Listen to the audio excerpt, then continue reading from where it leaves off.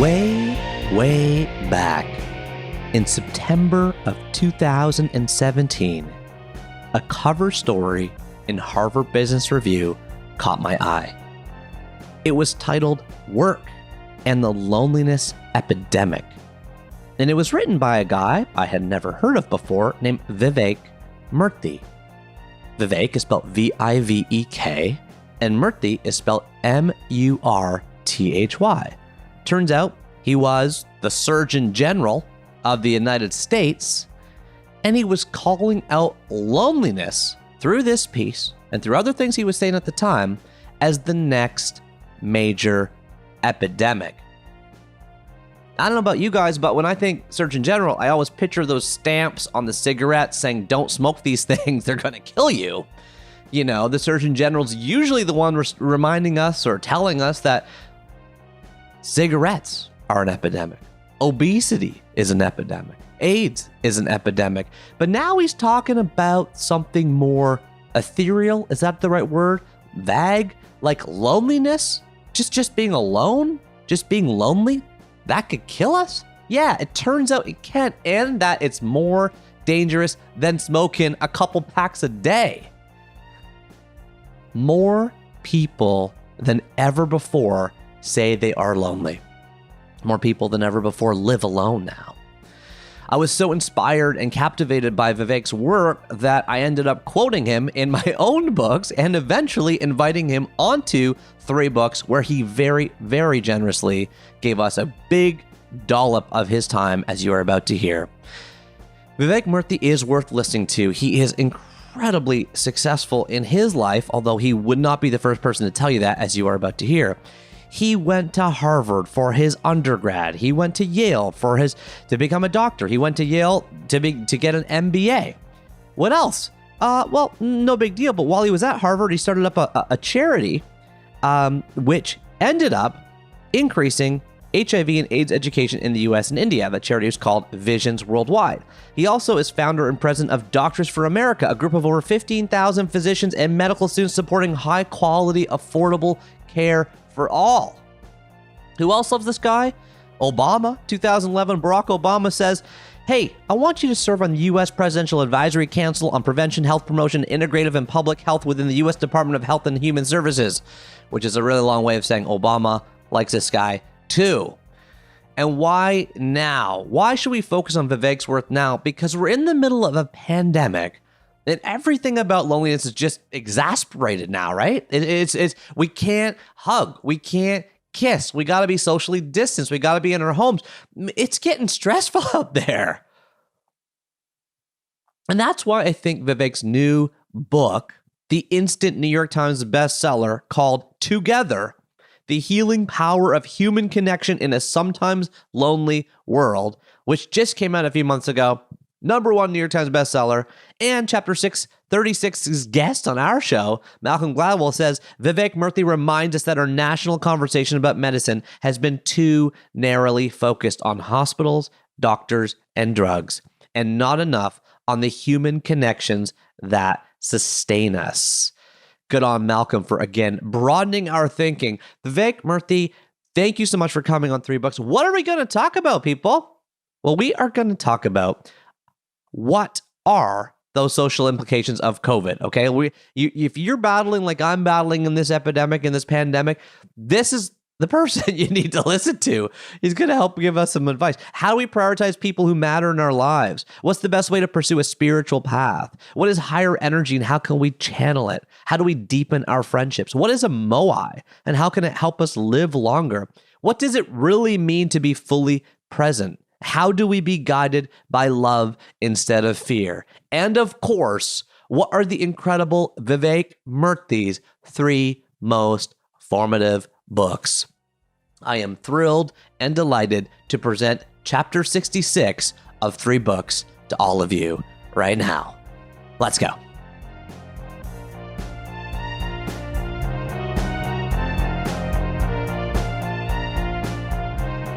Hi, Vivek. Hi, Neil. I was really studying how to say your name, because I actually know a Vivek who spells her name the same way as you. So really? It was extra puzzling for me. Presumably one of you actually pronounces your own name wrong. That is conceivable. So I'm curious, yeah. what did you learn in terms of the pronunciation? Well, I heard you say it's V like Victor and Vake like rhymes with lake. Yeah. So I liked that. I like when people do that. Like I always say, Neil Pasricha. It's like passing a salt shaker, reaching for it, and then relaxing afterwards. Pass, reach, which has worked well for years until I did an interview on BBC India. And they said, welcome to the show, Neil Pasricha. And afterwards I was like, Pasricha? She's like, yeah, you don't say your name right. This is the risk. You can tell everyone the incorrect pronunciation of your own name. What a funny moment. I'm in Toronto. I have a sleeping baby in the room next to me. So I don't think, unless we end up in like really loud a yelling match or something, we'll have any risk of waking him up. We have turned the upstairs bedroom of our home into like a makeshift office for me. Like, so I'm surrounded by like a bed and a desk and like a light that I get to watch birds at the window. And what's your office like these days? I saw you post on Twitter this picture of you wearing like a suit on the top and like scrubs on the bottom. That does feel like my uniform of the day these days. But I don't really have an office at the moment. I'm like many people in a place of upheaval and I'm displaced somewhat. My family, my wife, my kids and I normally live in Washington, D.C., but at the moment we're in Miami with my parents and my sister and my brother-in-law and my grandmother. We had planned to come down here to help with some medical care for my grandmother, and that was right before things started closing up and shutting down as a result of COVID-19. So we ended up staying here, and we're going to be here for the foreseeable future. And it's been wonderful in a lot of ways to be around family during this time of disconnection from others.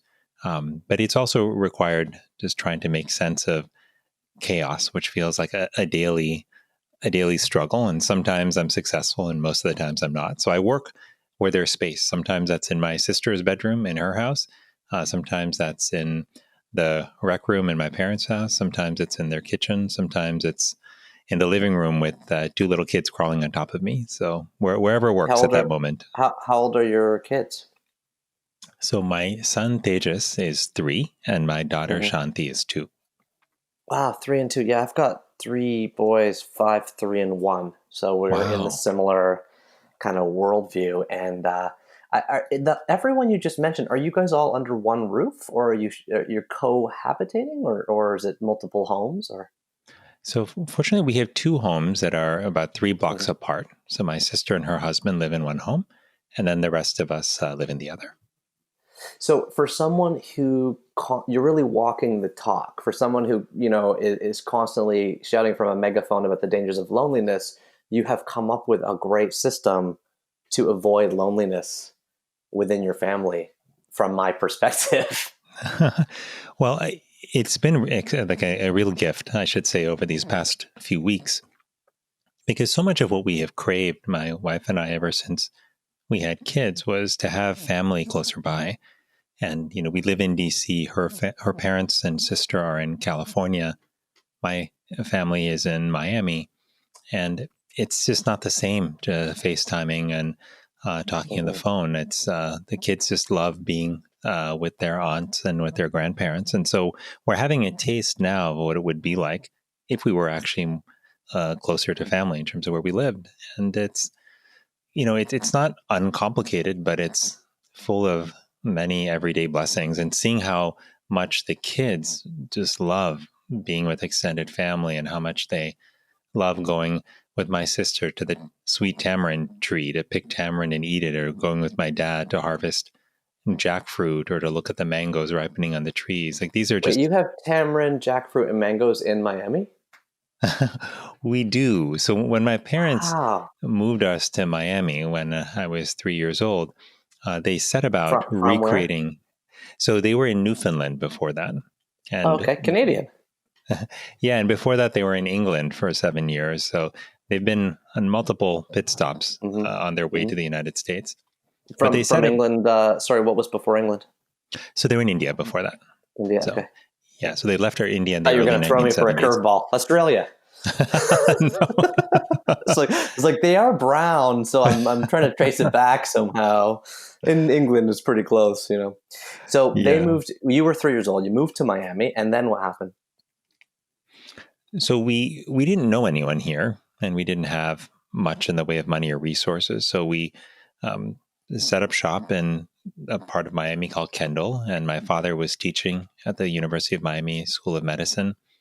My mom was taking care of my sister and me at the time. My sister is a year older; she was 4, and that's kind of how our time in the United States started. But they loved being in warm weather, and it was just so different from where they had been in Newfoundland, where they endured incredibly frigid winters with extraordinary amounts of snow. And reminded them of India, being back in Miami. So they actually set about recreating India in the backyard by planting their fruit trees and the vegetables and the flowering trees that they had known when they were kids. And when we moved a few years later to the house where my parents live now, that had more yard space. So we now have 10 varieties of mango trees that are set up in the yard. We have 6 or 7 varieties of jackfruit. We have custard apples or sitapal. We have star fruits. We have lychees, bananas, all kinds of fruits and vegetables and Bananas. flowers. Yeah. Can you walk into your backyard, pick a banana, and eat it? Sometimes, yeah, when there's a ripe bunch Wow. on the tree, yeah. That's a beautiful visual.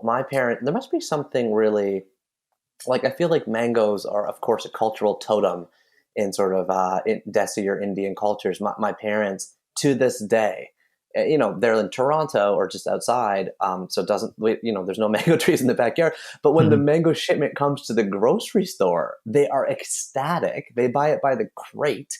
They like Wow. when my dad comes to visit us in Toronto, he like has a bag of mangoes, and he's like his face is beaming, and he loves the fact that my 3-year-old like is obsessed with mangoes. Like he gets gets such pleasure from that, and so in a small way, I feel like it is for my parents scratching a little bit of the itch to have a connection to your roots. Hmm. It really is. Those memories that we have of the smells and the sights and sounds that we grew up with, I think are so often captured by fruits and trees and flowers. And that's been the experience for my parents. So the garden has become a deep connection for them to their homeland.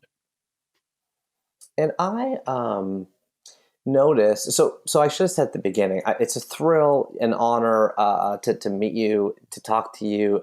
I have really been a fan of your work since I read your cover story in HBR on loneliness. I quoted you in my most recent book. Susan Kane, who introduced us, said to me in an email, "You two have to know each other." And so, what a privilege to talk to you. Just kind of on the eve, we're speaking on the eve of your new book coming out, but for me, I'm happy to take any excuse I can get to sort of be connecting like this. So just a huge thank you for your time. That's so kind of you, Neil. Thank you for sharing that. I appreciate it. And I'm honored to connect with you here as well. And just let me tap on that a little bit before we jump into your 3 books, Vivek, is, you mentioned you usually live in DC, your wife's family, I believe her name is Alice Chen, I did a little bit of Googling. Her family's in California. Now you're in Florida. It feels to me like, and I don't know if you read this article that was in the Atlantic recently called "The Nuclear Family Was a Mistake" by David Brooks. Mm-hmm. Mm-hmm. But it seems to me that there may be, as we navigate through coronavirus, um, a return to our tribal roots. Partly, I'm curious for your view on if you think you might see people doing what you're doing. And I'm not saying what you're doing is permanent, but do you think you'll see, a lot of people have moved home right now, a home that they may not have lived in for months or years or decades? What's the long-term effects of that? What should the long-term effects of that look like? How do we stay together more when our families are in DC and Florida and California, like so many families are spread? Well, it's a good question, Neil. And I think that the extraordinary social upheaval that we're experiencing as a result of COVID-19, driven by the physical distancing that we're being asked to take, will have powerful reverberations in our own lives and in society more broadly that I don't think we can even fully understand at this moment. I do have a hope, though, for where I think it will lead us. I think there are two paths we could take coming out of this moment. One is that we could end up lonelier than we were before as we spend more and more time farther apart. Something I think of as a social recession, if you will, that may accompany the economic recession that we seem to be headed toward. But I think there's another path that we could follow, which is one in which we recenter ourselves on relationships, where we remind ourselves of just how essential these human connections are, that perhaps we may have taken for granted in some ways or allowed to slip further and further down our priority list in other ways, but which are absolutely essential to our fulfillment, to our well-being, and even to our health. And if we can recenter ourselves on those relationships, if we can use this time to refocus and recommit to the people that we love, and even to the people that we don't know, to the strangers in our community and to our neighbors, then I suspect that we may come out of this experience with the COVID-19 pandemic more connected than we were before. Part of that, I hope, will mean that we will also have a renewed appreciation for where people need to be on our priority list.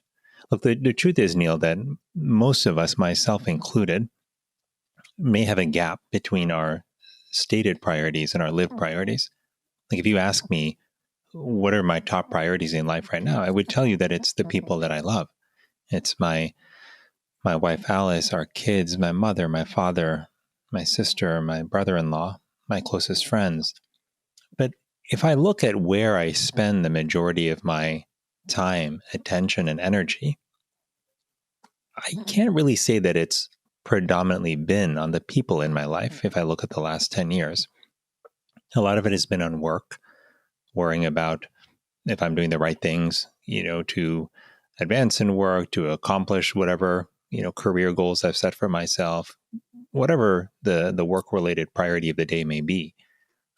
And I now think about that, not just in light of COVID-19, but after the experience of writing this book on social connection and loneliness. And I feel more strongly than ever before that I want to close that gap. I want my lived priorities to reflect my stated priorities, which are the people I love, the people I cherish, are the most important in my life. And I want the people to be the greatest and most important focus for my time, my energy, and my attention.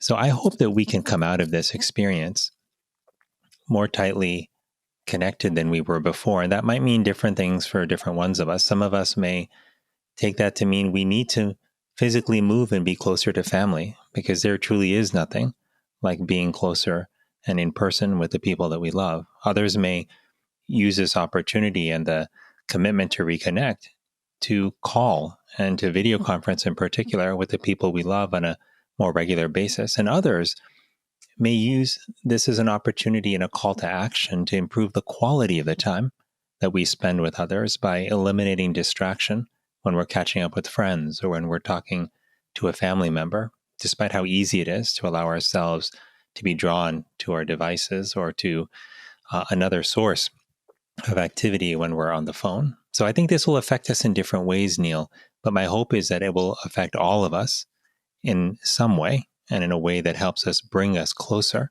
to the people in our lives. Wow. I love that model you painted of or maybe it's like a visual of the difference between what we say we value and what our actions show we value. You often hear that phrase, show me your calendar and I'll tell you what you prioritize, And people say, hey, my wife, my partner, my children, my husband, my boyfriend, my kids, my parents. And then it's like, well, what do you do? Oh, it's like, I'm grinding, I'm on airplanes, I'm traveling for conferences. Now, I'm in this boat where I would have said the first thing, of course. And then if you look at my schedule, yeah, it's pretty busy, Now, today, I'm in the social distancing, physical distancing of coronavirus. I get to talk to you from home, which is wonderful. Get to have all 3 meals with my family, which is wonderful. But I got to also say, I miss I miss getting on airplanes. I miss going to conferences. I miss giving speeches. I miss like so much of what I have been doing is completely gone. And so, I am so nodding my head at the sort of potential to, as you said, recenter ourselves on our social relationships. But I also wonder if when things open up, maybe whether that's after the vaccine or whatever, if I don't have a reverberation to be like, I got to lean into work because of how unable I have been to lean into it for so long. Not to say that that's challenging what you said. I just sort of feel like there's an economic pent up demand happening too right now. Oh, for sure. And I think what's really important is to recognize that prioritizing people in your life doesn't mean that you give up work and you stay home. What it means is, in some cases, that we do make it a point to spend more time with the people that we love. But what matters is really how we're using that time and when we're making time for family. There are certain moments in the lives of our friends and our children and our spouses and our parents that really matter when they need us to be there for them. And spending an hour with them on the phone in the midst of a crisis is very different from calling them for an hour when everything is okay. So being able to create some flexibility in our lives or to make the sacrifices to be there when people need us, even if we're spending the same amount of net time with them, is one way of prioritizing people. Another way of prioritizing people without even changing how much time we spend with them is to really focus on the quality of that time. So much of our attention gets frittered away by distraction when we're interacting with other people. But when we're really focused on someone else, when we give them one of the most powerful gifts that we can give anyone, which is the gift of our full attention, that can have an extraordinary effect on the connection that we experience with someone else. 5 minutes of actively listening to someone, of openly sharing with them, and of just being yourself can be far more powerful than a half hour of distracted conversation. So prioritizing our relationships isn't just about where we choose to live or how much time we choose to spend with someone. It's about when we choose to show up in someone's life, when we take a risk to be there for someone who might be in need, and how we choose to enrich the quality of time that we spend with others. I feel like I want to ask you to keep talking and then put your voice on YouTube and listen to it as I fall asleep because it's so centering. You could be hosting a meditative sessions. I don't know if this is something you do, but you have this distance wise view of things that and I really appreciate it. Chapter 22 of 3 books, our guest was Tim Urban, and he is famous for writing that article called The Tail End, which helps you articulate how much time you really have left with, for example, your parents after you move out of the house. And reminders like the one you're giving us, even in my TED Talk at the very end, I said, "You'll never be as young as you are right now." That was a phrase somebody had said to me that just hits me. You'll never be as young as you are right now. Oh, that's a beautiful phrase. And I so admire how you reach inside yourself to articulate this path for us. I have so many questions, but I think in order to steer the conversation, I'm going to put these questions on a piece of paper beside me. So I'm doing that now. And then I want to introduce your first book. So if you don't mind, I'd love to give like a 30-second overview of the book so people can picture holding it in a bookstore. And then I will ask you to tell us about your relationship with the book after that. And then I have some follow-up questions. Is that okay? Yeah, that sounds great. Okay, so your first book is Vivekananda, a Biography by Swami Nikhil Nanda. If I picked the right book, I hope that's the right one. There's a few books that have his biography. This one was published in 1953 by Advaita Ashrama. The cover is a calm, sort of cheruby-looking man in orange robes and an orange turban looking into the distance. Swami Vivekananda lived from 1863 to 1902, and he was an Indian Hindu monk and chief disciple of the 19th century Indian mystic Ramakrishna. He is credited with bringing philosophies such as yoga to the West and for bringing Hinduism to the status of major world religion during the late 19th century. He was a major force in the revival of Hinduism in India, and he contributed to the concept of Indian nationalism as a tool to fight against the British Empire in colonial India. File this one, Dewey Decimal folks, under 294.5 for Hinduism.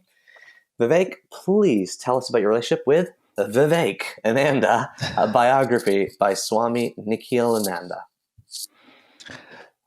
So Swami Vivekananda was the one I was named after. And my mother always used to tell me that she and my father were very intentional in giving me the name Vivek because they wanted me to live up to the high standards, the high moral standards and spiritual standards that were set by the monk Vivekananda. And as a child, I certainly had seen pictures of Vivekananda and read short snippets and quotes from him. But it was during a summer that I spent in India with my grandparents. That was perhaps, I think, after 7th grade. That's when I settled down with a thick biography of Vivekananda and spent several weeks that summer just reading through it. And it was an incredibly powerful book because what I experienced in reading his story, and this I'll just tell you that Vivekananda was a monk in the part of India called Bengal, and how do you define monk? Well, he had dedicated himself to the pursuit of spiritual learning and spiritual practice, and that involved certain vows of chastity, of not being married, of not taking a partner or having any sexual relations. It involved giving up material possessions and focusing on learning and teaching spiritual tradition. And what was extraordinary about his story is that from a very young age, he had this predilection for spiritual knowledge and this thirst for spiritual knowledge. And he found this amazing teacher, Ramakrishna Paramahamsa, who instilled a lot of the core teachings in him that he went on to share with others over his life. And he ended up being an ambassador for the spiritual teachings of Vedanta in the West, particularly in the United States. And he was very clear to say that the principles of Vedanta were not limited in the sense that you could be Hindu or Christian or Muslim or Jewish or Buddhist and still embrace and practice these universal spiritual principles of Vedanta.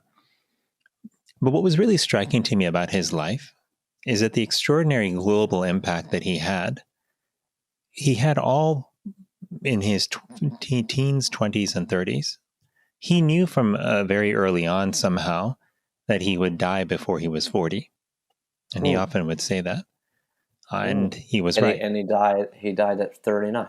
He died at age 39, but not before he had made an extraordinary impact on the world. So when I read this book, what I took away from it as a young child was this powerful example of somebody living for something bigger than themselves, for a principle, for a teaching that he felt could help lift up and benefit the world.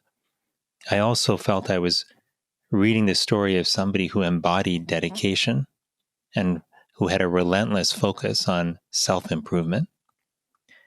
And what was also equally powerful for me was seeing how he conceived of spirituality as not just something that you talked about in study circles or that you contemplated as you read by yourself, but as an active force that must make our world better through service.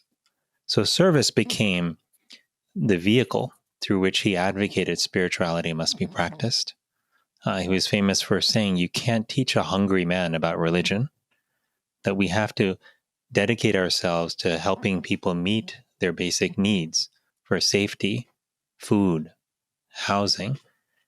And unless we do that, then we're not practicing the spirituality that we may understand at a theoretical level. So at a young age, this made a powerful impact on me. It inspired me to pursue and think of spiritual studies in a deeper and more personal way and more active way. It inspired me to think of becoming a monk myself. And there were many years when I was younger where I would talk to my parents about wanting to become what was called a sannyasi, which is a type of Hindu monk. I think that scared my father a little bit, who was worried that I would somehow renounce Even the though world. he named you Vivek, he didn't really mean for you to follow the guy's path. He's like, no, we just wanted to have a little sprinkling of Vivekness. We don't want you to be a monk. Was he, I'm just kidding. Obviously. Well, yeah, no, it was, I think it was scary for them in some ways because it was a path they admired from a distance, but they didn't know it personally. No one in my family had become a monk and had given up everything. And so it was scary for them. Now, ultimately, I didn't end up pursuing the path of a monk, but... Can I ask why? What diverted you from that young childhood? Other people wanted to be a fireman at age 7, maybe a like a pilot, my son wants to drive the subway train. You wanted to be a monk. So what diverted you from that path? Well, I continued to think about it even after I graduated from high school and even when I was in college. In fact, I had a roommate in college who became a monk, and we used to have all of these conversations over the years about the best way to pursue the spiritual path. Is it through the path of renunciation and monkhood? Is it through the path of a householder who builds a family and lives in the world and finds a way to practice spirituality while in the midst, of the busyness of modern life? And something just over time tilted me toward the latter. And I still retain a great amount of admiration for those who pursue the monastic path, regardless of what religion they're from. But I came to see that it was by engaging in the world, by being with people, and by grappling with some of the messiness of life. That's how I wanted to sharpen myself spiritually. That's the field in which I wanted to contribute as well, whether that was actively through service, the way Vivekananda did, or whether that was by trying to raise a family and children with solid values. That just became the path that resonated with me over time. And how do you define either spirituality or living a spiritual life? If you could put some words around that to see if I am understanding how you think about that, or even just for our listeners, just so we can. It's one of those words you hear all the time, and I would say, "Oh, I'm a spiritual person. I'm spiritually oriented. Look at my work. You can tell I'm very spiritual." But I don't really think I pause to define what that means. That's a good question, Neil, and I suspect that many people will define it differently. So I'll just tell you how I define it for myself and not for others. But I think of, to me, the word spiritual has to do with something that's larger than oneself, that's connected to a deeper source of meaning, and a source of meaning that's rooted in the spirit and the true essence of who we are. And my personal belief is that the true essence of who we are is love. It's the energy of love. And I happen to believe that that is the same thing as God.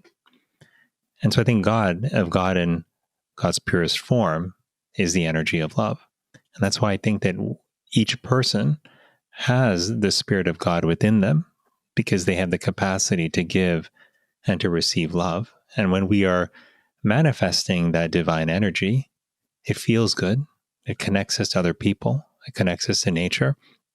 And so to me, spiritual is about connecting with that deeper source of energy that I believe is our true nature, that we all have inside of us. And to me, that's the deeper source of meaning that I want to use to guide my life.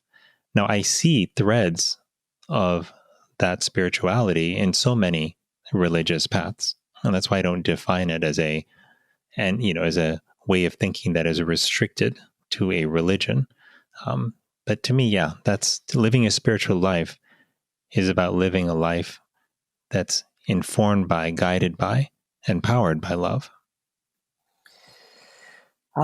You are helping us tap onto one of the underlying themes that's starting to resonate through 3 books. In chapter 36 of the show, I interviewed 2 teenage Mormon missionaries who were away from home, away from friends, away from family on a 2-year mission, knocking on doors. And they share with me in that interview, how it's, that they ascribe to the faith of the Book of Mormon, and despite the very low success rate, they have a very deep connection to what the work they're doing. And then in chapter 40 of the show, we talked to Pete Holmes, the comedian, who just wrote a book that I think you'd love if you haven't read it, Vivek, called Comedy, Sex, God.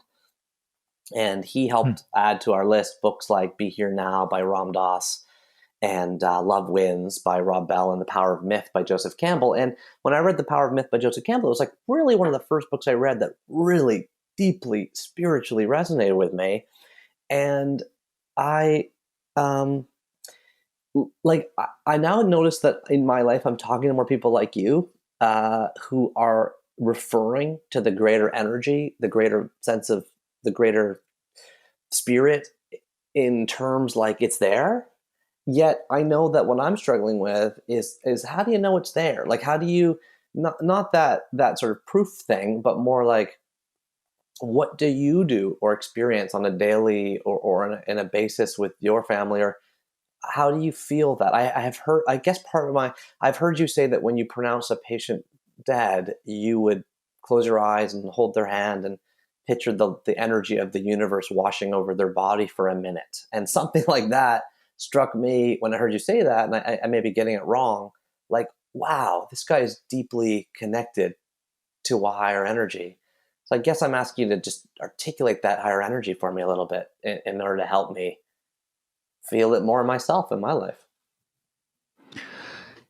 Well, Neil, I'll first confess that I don't feel that energy all the time. I think even though I believe we have divine energy inside us and all around us, even though I think we have the capacity to love and to be loved at all times, I don't think we're always connected to that. Life gets in the way. Sometimes in my own case, for example, I might wake up and be frazzled by a long to-do list. I might have a conversation that leads me frustrated, or I might have a disappointment when something I hoped came through didn't come through. And in those moments, I can feel down about myself. I can feel down about others. I can find myself spiraling down into negativity and being cut off from that deeper energy, even though I know it's around us all the time. And so what I have to do in my life is find ways to reconnect with that energy, to let the noise settle around me, and to allow myself to feel that love again. And sometimes it's not easy. Sometimes I have to do it indirectly through a gratitude exercise, by remembering 3 things or 3 people who I'm deeply grateful for, and that can allow me to start feeling that energy of love again.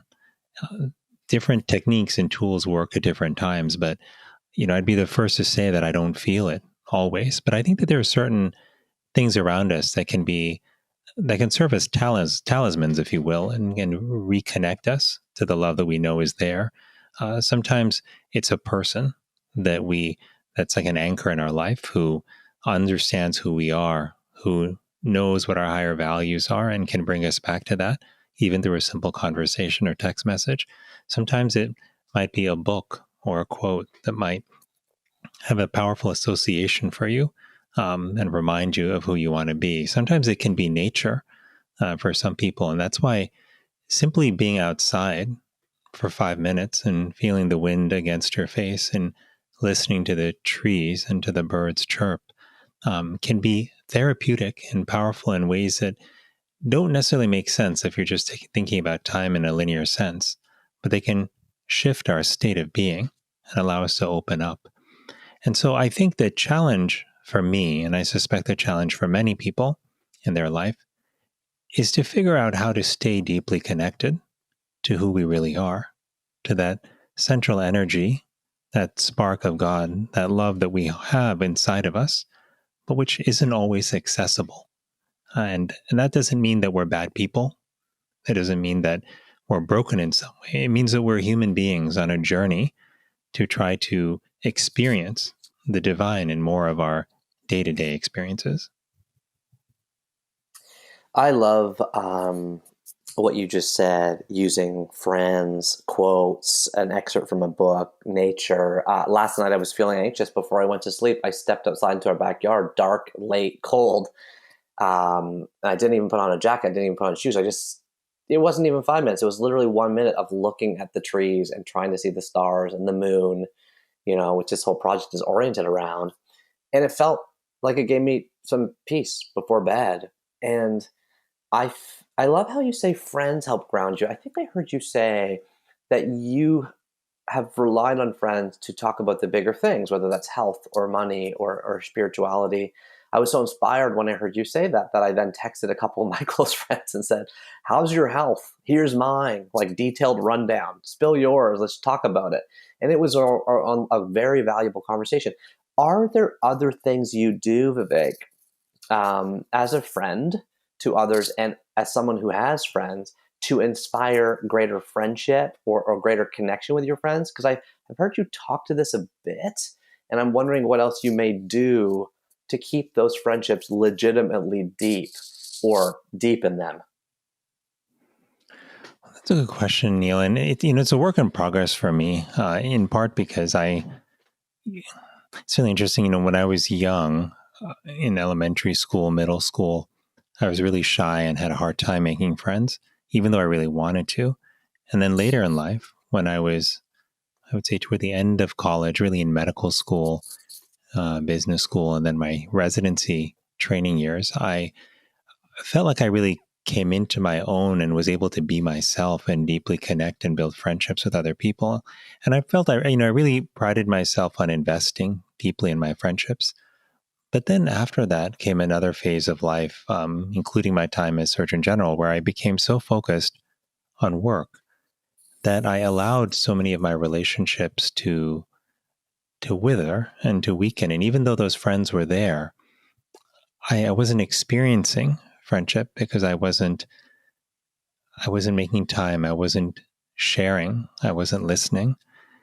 And so what I've been seeking to do since I left my time as Surgeon General is I've been trying my best to rebuild the connections to people that I allowed to dwindle during that time. And so some of the things that I try to do is I try to just very simply reach out, even if it's just by text, to a friend to let them know, hey, I'm thinking about you and want to know how you're doing. So there's no agenda. There's no piece of information I need to share with them or something I need from them. It's just they pop into my mind, then I try to act on that by sending them a quick note saying, hey, you just popped into my mind. I'm thinking about you. How are you? The other thing I try to do is I try to be conscious about what's motivating me when I'm in conversations with close friends. Like, am I sharing something because I'm feeling insecure and I want to feel better about myself? Am I not sharing something because I'm insecure and ashamed of what it might say about me if I reveal that I'm upset about this or scared about that? And as often as possible, I try to bring myself back to the realization that it is in our vulnerable moments when we are honest with each other that we forge strong bonds. And it's where we also grow as people. And I'll tell you that I've had many moments where over my life, where I have hesitated to say something or to share because I didn't want to risk being vulnerable, which in that time meant didn't want to risk being seen as pathetic or broken in some way or less than. But they have been very, very few times where I actually took a leap of faith, took that risk and shared, and then actually regretted it. More often than not, whenever I was vulnerable, it was good for me, and it helped the other person as well to deepen the level of conversation that we had. And the friendships that you were referring to, that I have with a few guys that I formed a pact with, my friends Sunny and Dave, this was an explicit pact for us to be like that, to be open, to be vulnerable, to be honest all the time, and to gently nudge each other if we felt that the other was holding back in some way. We also made a pact to go into subjects that we may not normally talk about with friends, but we think about and worry about often, whether that was our health, our relationships, or our finances. And so, that set of friendships with Sunny and Dave, the pact that we built, the moai, as we called it, that we formed. What was that word? A moai. It's a Japanese MOAI. MOAI. The moai you formed. I'd love to hear what that word means. So moai is. I can look it up after. In the word of that, we always have a word of the chapter. That might be the word of the chapter. Yeah, so it's a Japanese concept based on an old tradition of putting young children in groups that are called moais, where they are supposed to be there for each other as they grow up. And, in modern day Okinawa, where moais are still part of the culture, it's taken on a different form, but the basic concept is still there. It's a group of people who intentionally come together to support each other. And that's what Sunny, Dave, and I formed with each other. And that has been extremely helpful for me over the last year and a half because, our bonds have pushed me to not only be more open and vulnerable in my communications with them, to not only show up more and be more present and seize the moment when I think of them to reach out, even if it takes 10 seconds, but it's really pushed me to think about my other friendships as well. And to ask, am I being as open as I could be? Am I reaching out to people when I'm thinking of them? Am I being vulnerable in my conversations? Which is another way of saying, am I being real with people? And so it's I'm very grateful to Sunny and Dave because their willingness to be a part of this moai with me has had a profound effect on my friendships and my feeling of connection over the last couple of years. There's an incredible TED Talk called How to Live to Be a 100 Plus by Dan Buettner, Buettner, which I'd encourage our listeners to watch because he talks a little bit about the moai, which I didn't realize was called that at the time, but he refers to that in the study of the blue zones. There's an article on Medium called The Elephants, A System for Better Living by a guy named Nick Crocker, which if people are listening and they're interested in forming a group like this with their friends, this guy's put together like a little outline or model of how he does it with his friends, which I have found interesting to read. I guess my question here now is, because say I'm with you and I'm agreeing and I'm getting excited about this, then, I try to remember the principle, you can't make new old friends. Just the idea that the oldest friends you have are precious jewels that you can, if you lose a friend that you've had since you were 5 or 10 or 15 years old, you can't make a friend that you've had since you were 5 or 10 or 15 again. So value those friends deeply. And at the same time, and I'm sure you found this with your work, is as your work becomes more specialized as you get older, it's also important to make new friends that are in maybe similar lanes or worlds or atmospheres. Especially when, you can no longer talk to your kind of best friends or your parents necessarily about like a particular nuance of your work. And so I've tried my best to form new friends using some of these ideas you're talking about.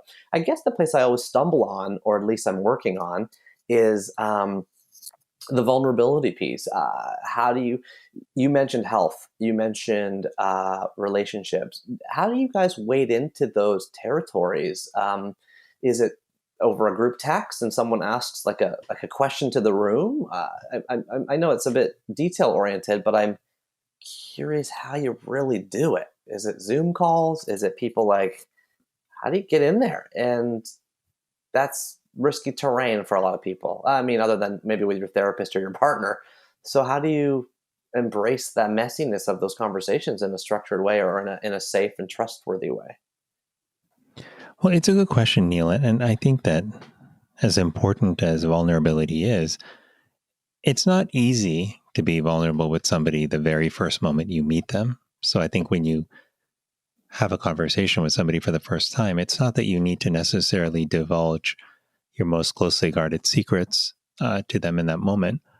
But I do think that all of us have an instinct when we're talking to people that tells us whether we feel like we're being real or not. Being real is not about divulging everything. It's just about being authentic in what it is you choose to share, not trying to be somebody who you're not.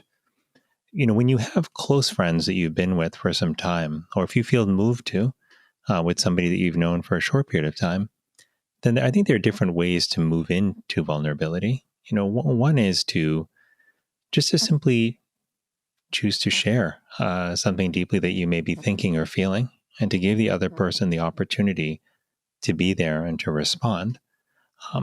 My friends, Sunny and Dave, we do that at times, but we also take a more structured approach to it to make sure that we're not hiding from opportunities to be open with each other. So when we have a few different ways in which we engage. So once a month, we have a video conference call that we do for 2 hours together.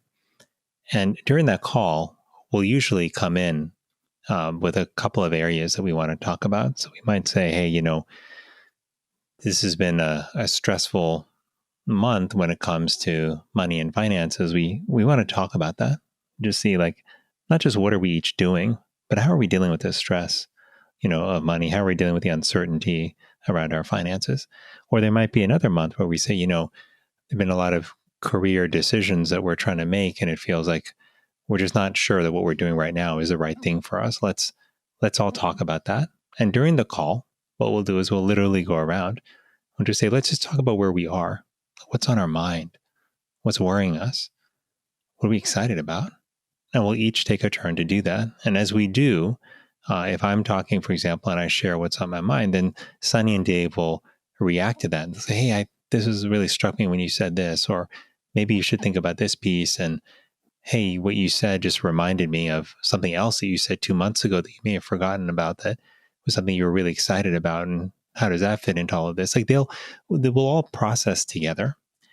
And I want to be clear, it's not overly focused on fixing, which I think is a dangerous thing. Mm-hmm. There's great healing to be found in simply listening and witnessing somebody's journey. And so a lot of these conversations are about witnessing. Sometimes they're about fixing, if that seems appropriate at the time. But it's clear to all of us that the source of healing that we bring to each other is in our presence and in the permission that we give each other to be real and authentic with each other. Thank you for sharing that. Thank you for being vulnerable to share how you are vulnerable. And I love the questions that, what's on your mind, what's worrying you, what are you excited about? One of my pet peeves in life is when you see acquaintances at parties or weddings and people are like, how are you? I just detest that question. So I always try to interject with what are you thinking about? And it always catches people off guard. And if they ask me, well, what do you think about? I try to give them something open and honest and vulnerable to see if we can just avoid the 5-minute kind of chit chat conversation by the punch bowl and go right into something good, which can also lead to getting, socially slapped a lot too. People are like, what are you talking about? What are you thinking about? That's a great question. Yeah, and I never ask, how are you? It's like, if I say, how are you, that's kind of like me saying I'm busy. Those are phrases I don't use purposely. And if I use them, it's like a swear jar for me. I don't actually have a swear jar, but it's like, if I'm like, how are you? I'm like, in my head, I'm like, don't ask that. Say, so Susan, so great to see you. Wow, it's been so long. What are you up to? What are you thinking about lately? And I let it hang, because then if I'm lucky, Susan might say, my mom is sick. Or Susan might say, I wasn't planning to bring it up, but actually we've decided to sell our house. We're moving to Alaska. But I get into something real, No, I'm good, thanks. How are you? That's to me is like the end of a conversation, not the start of one. Yeah. It's so nice that you do that, because I think that part of the reason I think people don't answer the question, how are you honestly, is I think they're not always sure the other person wants to hear the answer to that. Mm. Sometimes we just ask it so automatically, almost as if we were saying hi. It's like part of the greeting, an extension of hello. But I think part of what we each need to do is to make it clear to the other person that we actually want to hear how they are and what's going on in their life, about what they're thinking. And when we do that, I think it can be surprising to other people. But I think it's part of being really present and making our interactions count. I'm often asked, what do you say to people when your mom, sister, coworker, friend, cousin comes to you and says, I'm feeling stressed, or I'm feeling overwhelmed, or I'm wondering if I'm depressed. And I always use advice from my wife, Leslie, who I've featured on this podcast a couple times. She always says the three most powerful words in the English language are, tell me more. Tell me more. Because if you offer that, then you are communicating that you have both the interest and the time to let that person go deeper into what they're actually feeling. Yes, I would very much agree. In fact, when we were being trained in medicine and how to interview a patient and understand what was happening in their life, so much of the focus was on inviting people to share and asking open-ended questions. And one of those was, tell me more, for the exact reasons that Leslie said, that you want to invite people to share. You want them to know that you are eager to listen to what they have to say, and that you're not in a rush to run off somewhere to see the next patient, to answer the next email. And so those can be very beautiful and inviting words. It's funny, I think so much back to the training that I had in medicine when it comes to interacting with people, because even though as doctors we didn't always do the best job in terms of spending time with people or having the most open conversations in the way that we should have, I think the times when we got it right were deeply fulfilling. And there's something about being fully present when you're with somebody. There's something powerful about witnessing their story and their journey through that story that really stays with you, and it stretches time. You spend a few minutes deeply listening to someone else, and it can feel like a lot longer to them. And I'm reminded of a friend in medical school, a first-year classmate of mine, whose father was ill before we started med school, just before, and he required surgery. And we had, in medical school already, just a few months in, had been, certainly become familiar with the stereotypes in medicine. That internal medicine doctors were like this, and psychiatrists were like that, and surgeons were stereotyped as being interested in the mechanics of how to cut and cure, but not so interested in talking to patients. Which one are you? So I'm an internal medicine physician. So okay, the stereotype of internists. Medicine inside the body as opposed to a skin doctor. Just kidding. I don't know what an internal. The stereotype of internists was that they like to spend a lot of time talking to patients and took way too long on rounds each morning. So Interesting. Yeah, we're into stereotype. Because they're trying to figure out what's going on inside there? Yeah, it was. I think they're seen as a cerebral, and some would say overly cerebral at times, whereas surgeons were stereotyped as being action oriented. Right. So cut it and get it out. Yeah. So I totally diverted your story. I apologize. Let's jump back in. Yeah. So what was interesting just about my classmate's story was when her father was ill and required surgery, the surgeon was quite busy. He would come in around in the hospital, meaning that before he went to the operating room, he would come and see each of the patients who was in the hospital, many of whom had already had surgery and were recovering. He would see them at 5:30 or 6 in the morning before his cases started at 7 a.m. And he didn't have a lot of time. He would spend at most 5 minutes with her father. But she would tell me that those 5 minutes were the time that he looked forward to every day. And what this doctor would do is he would walk into the room. He would sit down on the bed next to her father. He would hold his hand. He would look into his eyes. He would ask him how he was feeling. And then he would actually listen to what the answer was. He would put his hands on him to examine him. And then he would talk to him about the plan for the day. And then he would pat him on the shoulder in a reassuring way. And then he would say goodbye. And that whole interaction, it took 5 minutes, but to her father, it felt like they were together for half an hour. And that is one of the extraordinary benefits of being fully present, is that it can stretch time and make 5 minutes feel like 30 minutes. That's why when you're fully present with a friend, even if you're speaking to them for less time, it matters. When somebody calls you on the phone and you don't have time to have a long conversation, but when you pick up and you talk to them and give them your full attention just for 30 seconds, it can mean a lot. So much more than if you just silence the call and text them back and say, I'll talk to you later. So I think about that story often, of my classmate from medical school, because it reminds me that we have great power within us, the power to make someone else feel seen, to make someone else feel like someone else witnessing their journey, to make them feel like they matter.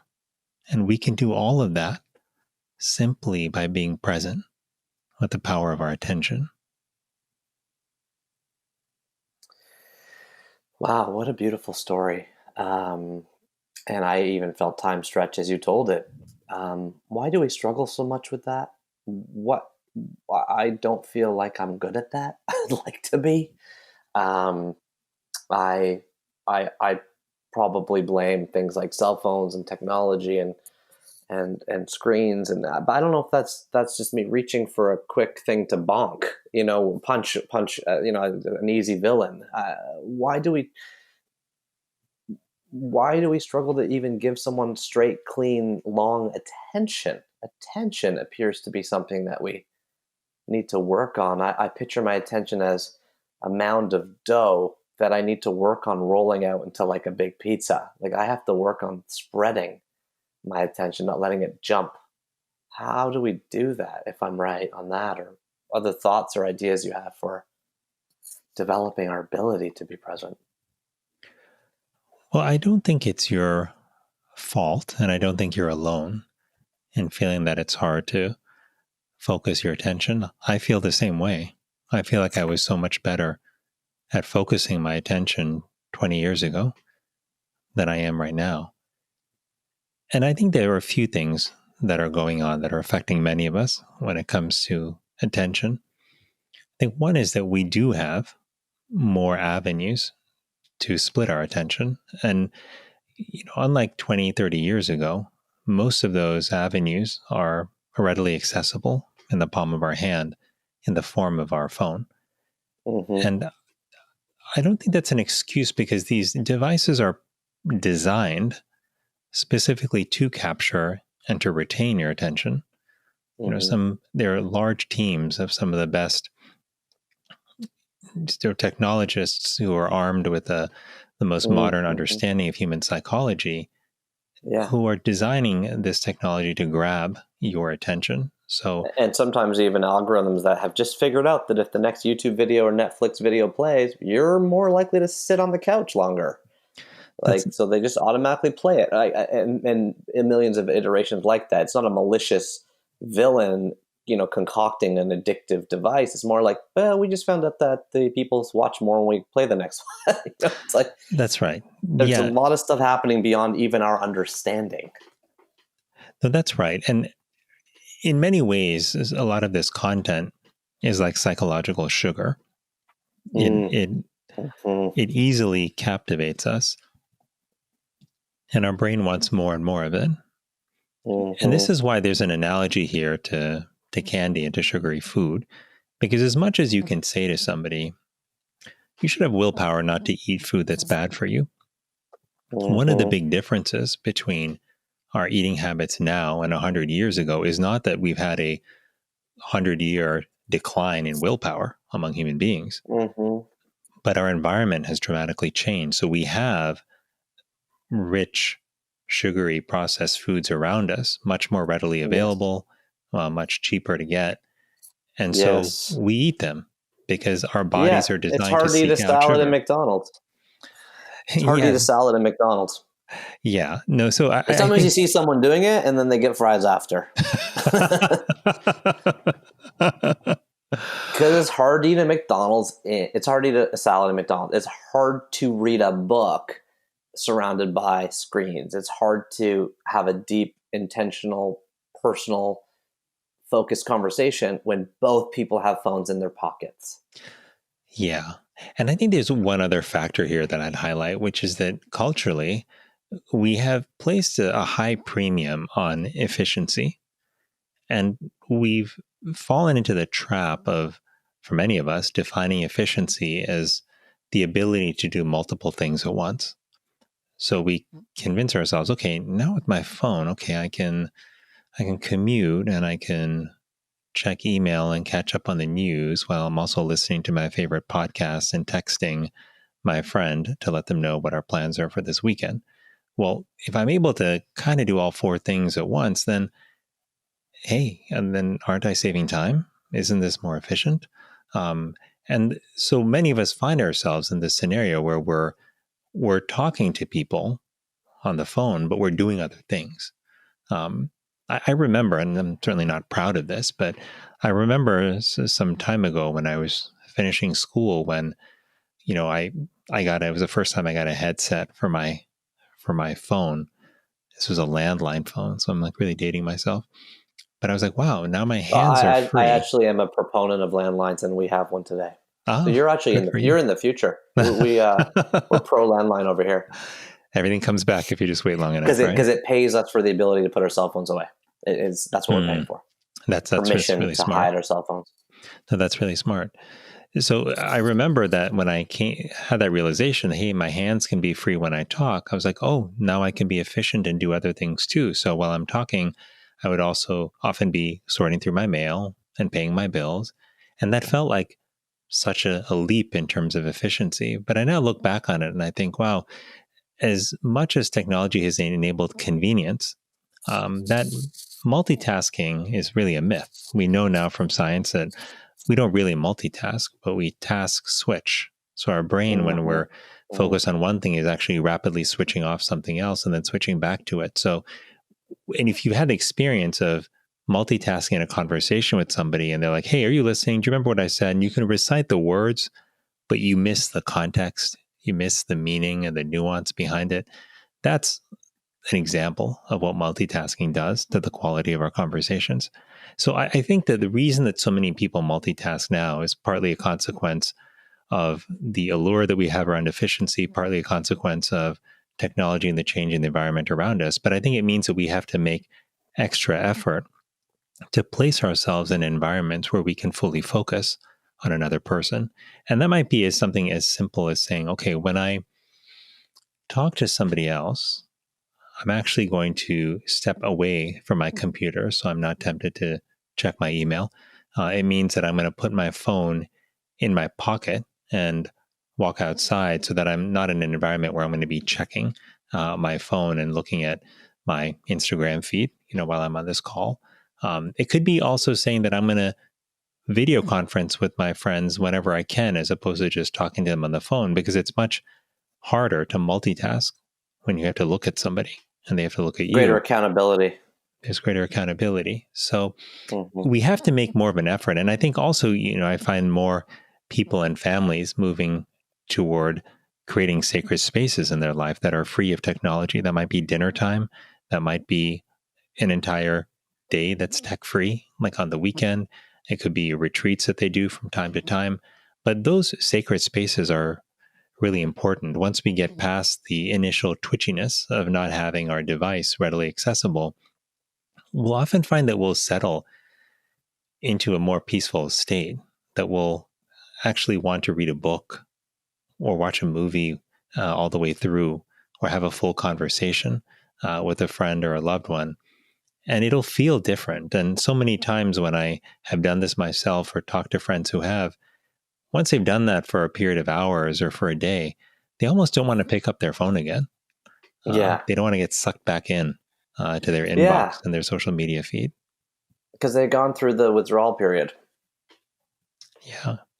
They've detoxed. You use that great phrase, initial twitchiness, which I love that phrase. I wrote it down. Initial twitchiness. I remember being addicted to morning radio in the car on my way to work. And when I came back from my honeymoon with Leslie, it sounded like glass shattering in my ears because I'd had a few weeks of not having that in my ears. I began recording voice notes to myself and driving in silence. And it became a space for me every day to eventually write a whole book in the car while driving, just in terms of verbal notes to myself, because I got through the initial twitchiness. Problem is, I then got sucked back into it, and I have had the initial twitchiness is something I experience almost every day. Every day when I give my wife my phone and say, "Please hide this till tomorrow morning," and then I got initial twitchiness for the next hour. Yeah. I mean, it's real. I mean, this is part of the dance that we have to do with technology. We're not going to move to an age where technology is no longer a part of our lives. We're not going to go back to the 1980s or to the early 90s. So what we have to do is find a way to live with technology while utilizing the convenience and efficiencies that it can bring us, but while also protecting the solitude that we need for ourselves, as well as the quality time that we need with other people. In that way, I think as we find what our pain points are and what the entry points are for us to get sucked into our devices, I think, we each have to find some solutions that we can fashion to make sure that we stay on the path that we want to stay on, that we control our destiny. That, I know many people, for example, who don't make it a point not to look at their phones or email for the first hour after they get up.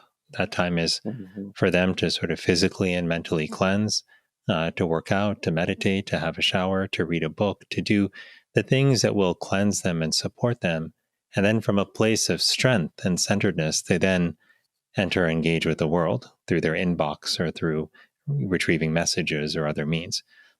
So, all of these practices, I think we can take and think about and figure out, well, what makes sense for us. But the bottom line with all of them is that we all need some sacred space in our life that is free from distraction, and that where we can focus on recentering ourselves and grounding ourselves.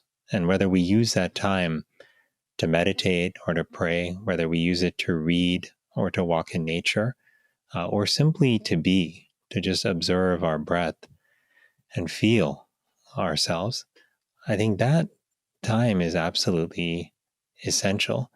And because, Neil, we live in a world that is so focused on action, and that has made action the means through which we achieve and create change and accomplish things. But all action really starts with being. And so in this tension that we have between being and doing, I think we overvalue doing and we undervalue being. But we know that when we're in a good place, for example, we can often do more and do it both better and more efficiently than when we approach a task at hand from a place of being frazzled and uncentered. And so part of what I'm trying to do in my own life also is to think about, how can I start with being? Whether that I achieve a place of being through, again, meditation, prayer, being in nature, exercising, whatever works for me in that moment.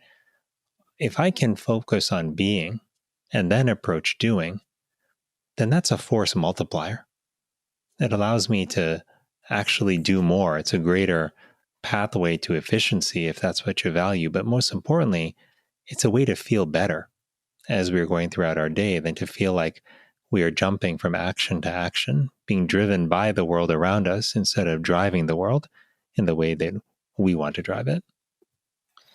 Oh, so beautiful. I want to rewind and press play on that thought again and again. What a beautiful way to put it. Everybody's experiencing like a grand shift together from doing to, like, maybe you don't want to be kind of at home, but you're suddenly being. You can't do anything but be. You may not be able to do right now, depending on what it is you do. And so I think part of the anxiety that we may be culturally experiencing together, I know I'm certainly in the throes of this myself, is like, whoa, what a huge kind of break on everything all at once. And that is, we're experiencing that twitchiness, the initial twitchiness together in a way. I don't know if that is something you agree with or not.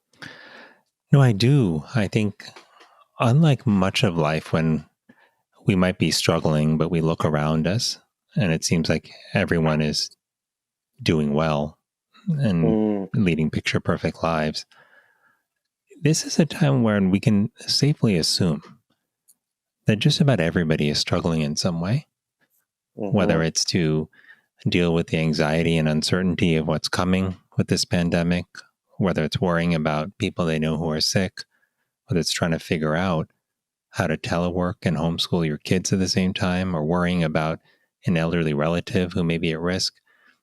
All of us are trying to right our lives at a time when everything has been turned upside down. And so there is something unifying. There's a common experience that we're going through in this shared struggle. And that, I think, also creates an opportunity for us to see each other in more human terms and to connect with each other on those human terms as well, recognizing that, in a sense, we have even more permission to be vulnerable than before because we know that we're not alone. We know that other people are struggling as well. We know that if we admit that things are hard, it's not going to be perceived that we're somehow broken in some way or that we just can't handle it. This is a time when everyone is trying to figure out how to handle it. So I think there's an opportunity that we have for connection. And that's why I think we can also use this, as so many people are, as a chance to reach out to people maybe we haven't talked to in a while, to ask them how they're managing, and then to be honest and share how we're doing. It's a chance where we can wave to strangers, recognizing that, hey, we're all part of something bigger here together. In the neighborhood that I'm living in right now, the home that I grew up in Miami, as I walk around the circle each morning, I find myself encountering people 6 feet apart, if not more, but encountering people who are also walking, and they'll wave vigorously at me. And I find myself waving enthusiastically right back. When people drive by, they do the same thing. And I think we all just feel this deep hunger to connect. There's so much joy in just seeing another human being. And that's why I think reaching out now to maybe people we haven't talked to in a while, to people maybe we have talked to, but who we want to dig deeper with and understand how they're doing, this is a great time to do that. How do I make some of these new practices stick, for the long run, as opposed to us slipping back into our regular, we're all busy stance?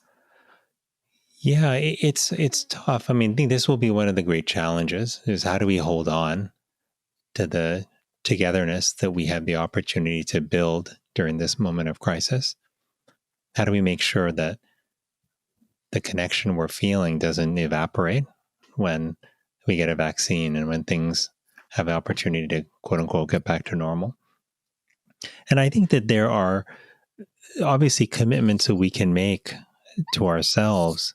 There are ways we can build into our schedule the commitments that we're making to other people, whether it's committing as Dave and Sunny and I did to talking via video conference once a month, or whether it's committing to visit a family member or a good friend more often. But I find that what's really important here is that we form pacts with other people so that we can keep each other honest, so we can help each other live the kind of life that we all want to live. The reason that my moai with Sunny and Dave works well is because we keep each other honest. There's some months where one of us might be slacking, if you will, or falling behind in our commitment to stay in touch, and the other two will pull him in, and we all do that for each other. But I remember, even, from the earliest days in medical school caring for patients, that behavior change when you're asking somebody to eat differently or to work out. These things are hard to do on your own. Behavior change is much easier when it's done as a group, when people make a pact to support each other. I had when I think about friends, what friends do for each other in their best moments is they keep each other honest. They remind each other of who they want to be, even when they forget, even when our path is obscured. That's what my friends have done for me. That's what my family has done for me during my darkest moments, when I felt lost, when I was really down on myself, where I felt like I had no direction, during my childhood and even during adulthood. It was my closest friends and my mother and father and sister and my wife Alice who would be there to part those clouds and help me see the light and see who I really was and what my values were and where I could go. They would remind me that the things around me that I may have been striving for were not actually intrinsic to who I was, but that it was my ability to be compassionate, to be kind, to give and receive love that were my true sources of strength, and not the achievements that one might accumulate on their resume. And we all need friends to remind us of that in our darker moments. We need friends to be our mirrors and show us who we really are. And that's why these pacts that we make with friends are so essential. That's why making sure that we stay committed to living a people-centered life and building a people-centered world is so essential to creating a fulfilling life for us and ultimately the kind of society that we want our children to inherit. There's a lot of people that listen to that, like me, and I'm nodding and I'm smiling and I'm feeling that. And there's a lot of people listening to that might say, I also want to live a life oriented around my deeper values, around kindness and connection, etc. But I'm a single mom, or I got to put food on the table, or I got to take the job at the meatpacking plant because it pays $24 an hour, and that's the only way I can make ends meet. I don't have the opportunity to open up that part of my heart or my soul or my purpose in a sort of in a way I can spend my time.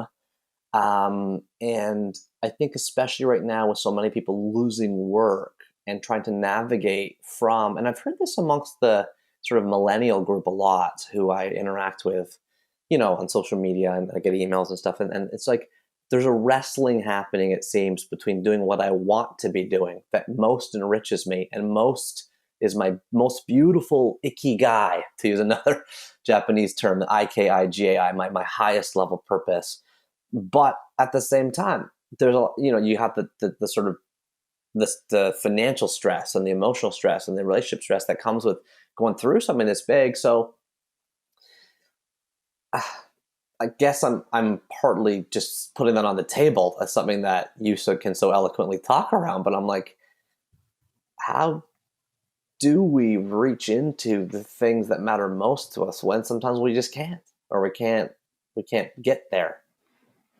Yeah, I'm really glad you asked this, Neil, because there are many people who are struggling against circumstances that are weighty and big, and those might be economic circumstances like poverty. They might be family responsibilities to take care of not just children, but extended family. They may be caregivers who are taking care of a relative who's ill and having to devote so much time and energy to that cause.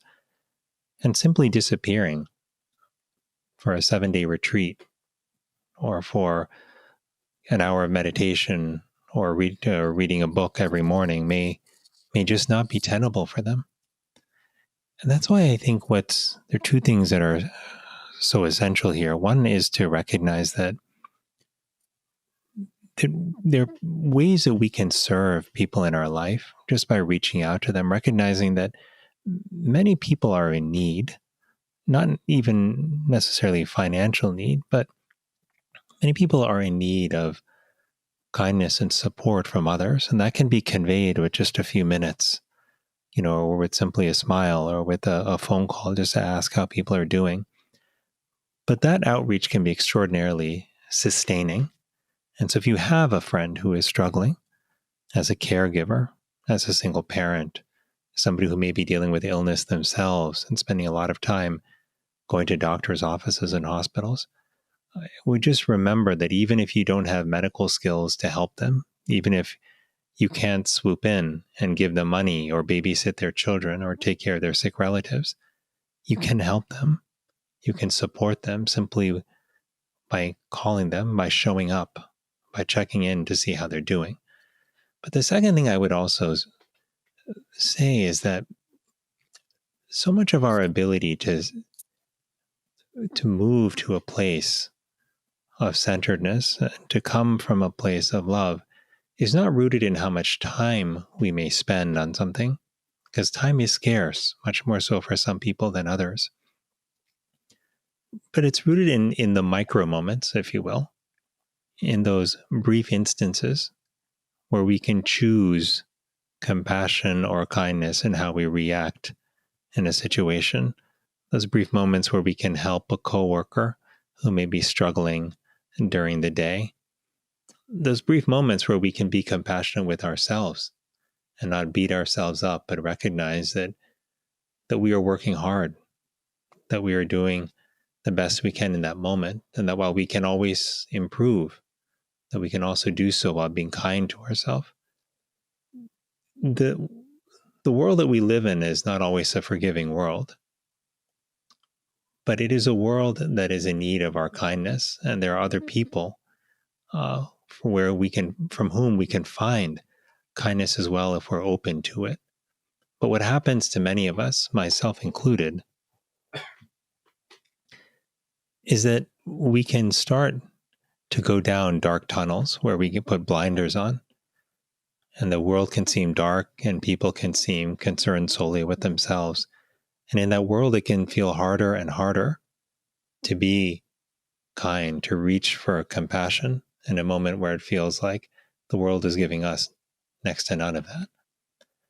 But what I've learned from so many of the people that I met over the last few years, particularly those whose stories, are woven into the pages that I wrote for our book, what I learned from them is that it's in those moments, if we can just reach for kindness in a single moment, it can open our hearts up.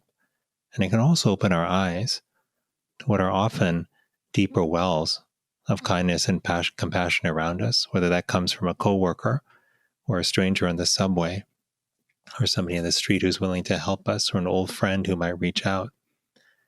We'll often find we're better able to see and to receive that kindness once we can dig deep and offer just a little bit of it to the world around us. I lastly just say that none of this is easy. This is much easier to say than it is to do. And I say that as somebody who has tried very hard to do and often fallen short when it comes to living a life of sustained compassion and kindness. But that's why we have to help each other. We have to put aside this idea that success in life and our journeys are solely individual pursuits. But we are truly interdependent. We have to be there to support and nudge and care for each other along our journeys, individual though they may be. And what I hope I can do in my own life, and the lesson that I take away from this conversation and from so many of the other stories that I've been blessed to hear over these past few years, is that I want to reach for those micro moments of kindness when there's an opportunity to be compassionate towards somebody else, to give them the benefit of the doubt in a conversation, to allow a disagreement to just pass without digging in for a deeper fight. I want to take those opportunities when there's a chance to be gentle with myself and not beat myself up because I haven't done every single thing that I was supposed to do or haven't lived up to the expectations of what I would do in my career or in my family life. I want to be able to be gentle with myself as well, reminding myself that it is when we are able to reach for love, whether it's in giving it or receiving it, that's when we not only feel good, but that's when I believe we experience God. That's when I believe we feel divine energy inside us and around us. And I want to live in a way that's fueled by love, not by fear. I want to support my friends in doing the same, and I know I will need their support as well for those moments when I fall off the path. Wow, that is incredibly moving and beautiful. And your mention of the word God feels like a very natural segue or transition into your second book, Vivek, which is, of course, Conversations with God, subtitled An Uncommon Dialogue by Neil Donald Walsh. Neil unfortunately spells his name the incorrect way, Neal, just kidding. And his last name is Walsh, Walsch.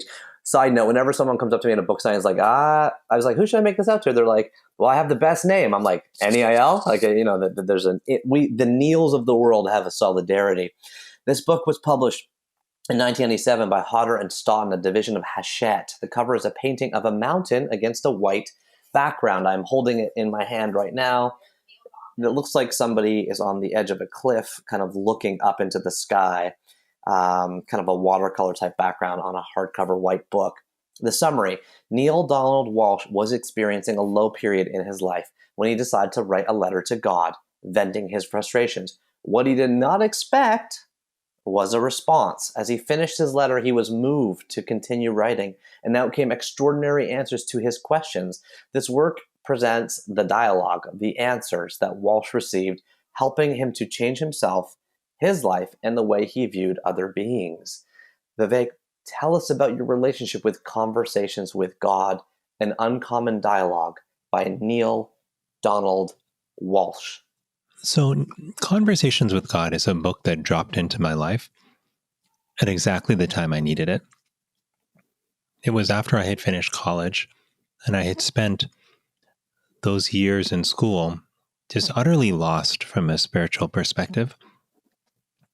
When I was growing up in an elementary school, I had really built what felt like a strong foundation for spiritual practice, for connecting with God, which I did through my meditation and prayer each day. But as I got older and as when I went to college, a lot of those means of connecting stopped working for me. And I found myself frustrated, sad, and without a means of connecting with God in the way that I had been used to, and without a way of grounding myself in a way that felt very unsettling. And when I began medical school, I had a very good friend, Shilpa, who lived across the hall from me. And Where was that? Was that Yale? That was at Yale. Yeah. And Shilpa, undergrad at Harvard, master's, MD, and MBA at Yale. You are every Indian parent's dream.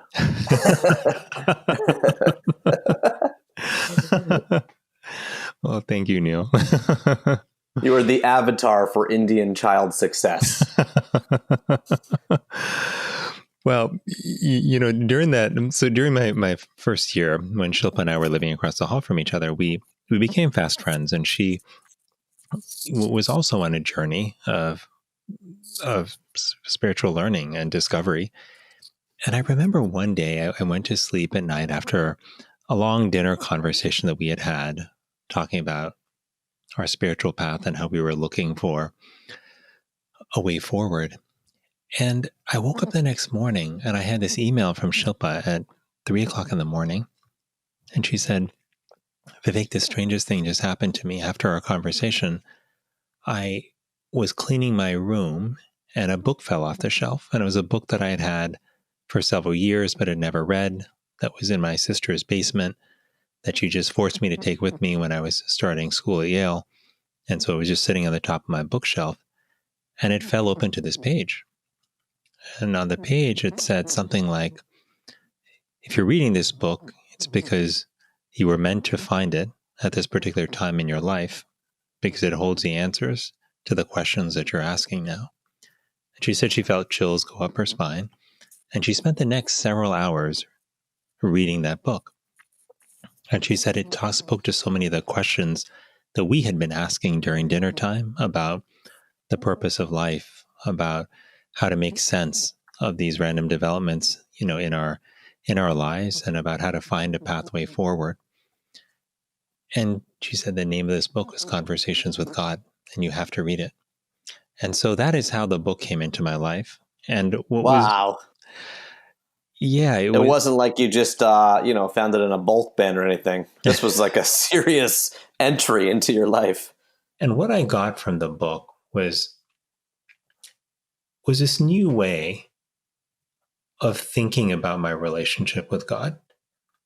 And it wasn't a wholesale change in my underlying principles and values. It was almost like a tweak on them that helped me see God in a much more personal context. And after reading that book, I came to feel that God is an energy that's inside us and all around us, an energy that's most clearly and most purely manifest as love. And when we have those moments in life, when we experience love, whether it's romantic love or whether it's platonic love, whether it's expressed through kindness and generosity or through compassion and general warmth, I feel so good, and it feels natural. It feels like this is who we were meant to be.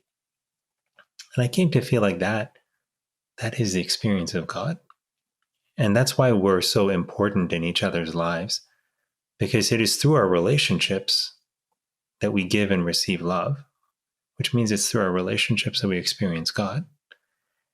And having that conception of God that was so close and so personal, it changed things for me.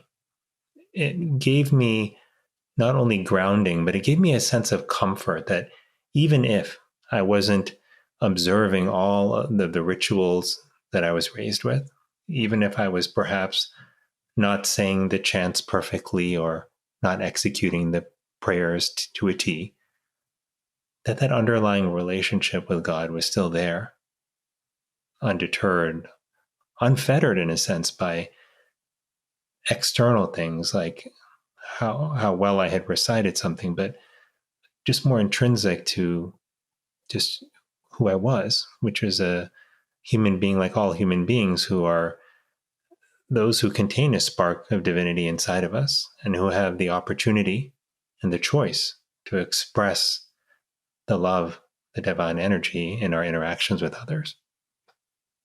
So it was profoundly empowering to read that book, and it became a cornerstone for me for many, many years. It still sits on my shelf today. It still sits on my shelf today. And I've taken with me as I've moved to residency, to Washington, D.C. I've traveled with it. I've given it as gifts to people. It's been a real rock in my life. It's a beautiful story, and nice to hear how your journey kind of took. I mean, what a wonderful story! First of all, and how you discovered the book from your friend whose shelf it fell off of. And I know this book has made a difference in so many people's lives. As I'm researching for this conversation, this book has taken off. It's spawned, sequels and so on. And so a lot of people find comfort in the idea that the author had a dialogue in writing through God from inside himself, as you put it. And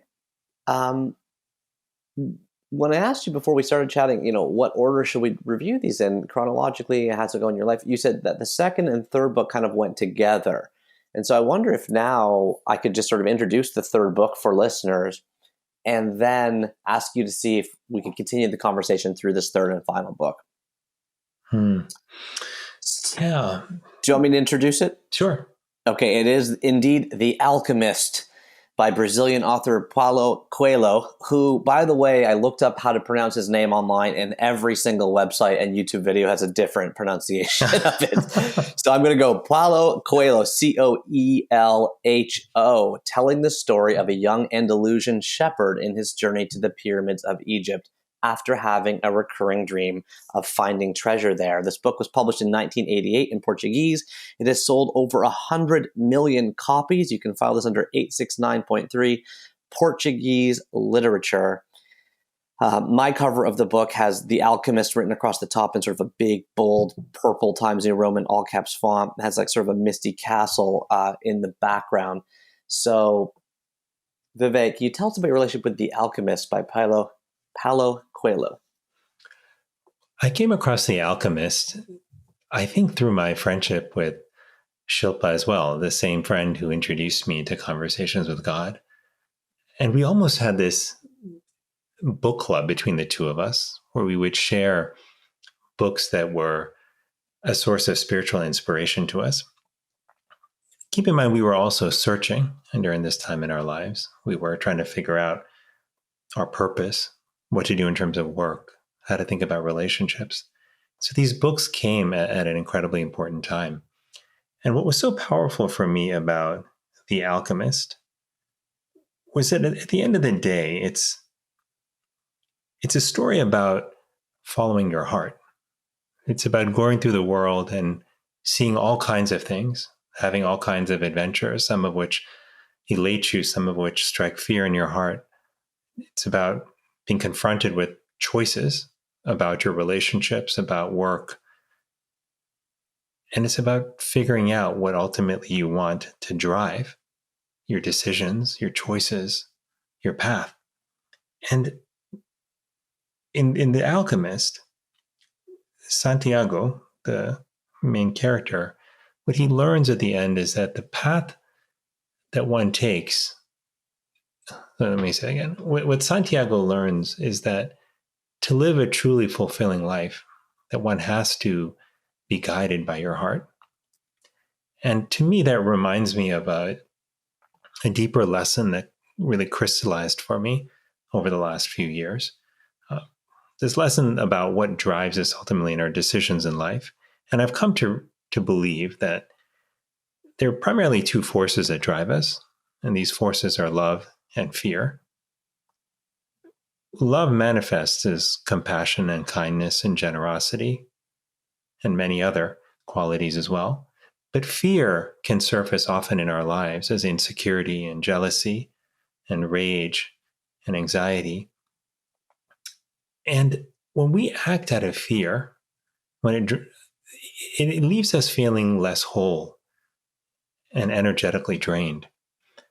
But when we act out of love, then it sustains us. It fills us up, makes us feel more whole. And I realized when I look back on those stories that I read as a medical student, in particular The Alchemist, that what was happening to Santiago is that he discovered that he needed to lead with love in his life. That's what it meant to lead with heart. And I think about that in my own life now, about the decisions that I've made, about the choices that have been placed before me.